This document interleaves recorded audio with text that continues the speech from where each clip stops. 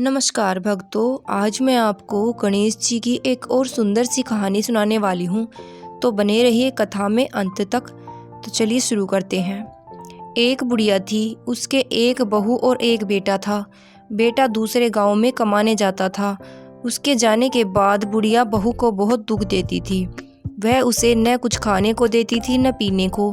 अब बहू क्या करती, थोड़ा कलेवा पड़ा रहता उसे खा लेती, थोड़ा गिरा देती। सासू पूछती तो चूहे का नाम ले देती। 12 महीने के बाद उसका पति घर आया तो उसने जल्दी जल्दी घर का काम कर लिया। गणेश जी महाराज ने सोचा कि रोज कलेवा खाकर चूहे का नाम ले देती है, सो आज इसकी परीक्षा लेनी चाहिए। बहू हर रोज अपनी कोठरी का दरवाज़ा बंद कर देती और अपनी साड़ी खोलकर खूंटी पर टांग देती। एक दिन गणेश जी ने चूहों को आज्ञा दे दी कि इसकी साड़ी को बिल में ले जाओ। उसने सवेरे उठकर देखा कि साड़ी नहीं है। वह बैठी बैठी रोने लगी।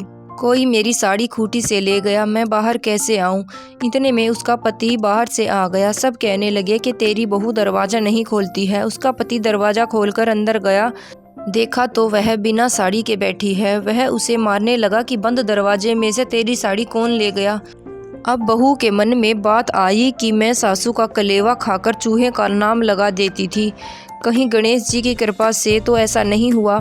वह हाथ जोड़कर बोली कि हे गणेश जी महाराज, मेरी साड़ी मिल जाएगी तो मैं 1.25 रुपये का प्रसाद चढ़ाऊंगी।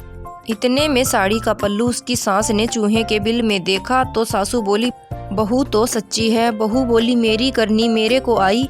मैं हर रोज सासू का कलेवा खाकर चूहे का नाम लगा देती थी, इसीलिए गणेश जी ने मेरी परीक्षा ली। उस दिन से गणेश जी ने उनको खूब धन दिया।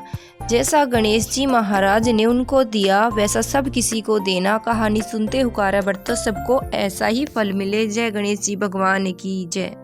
कहानी अच्छी लगी हो तो वीडियो को लाइक, शेयर, कमेंट और सब्सक्राइब जरूर से करना।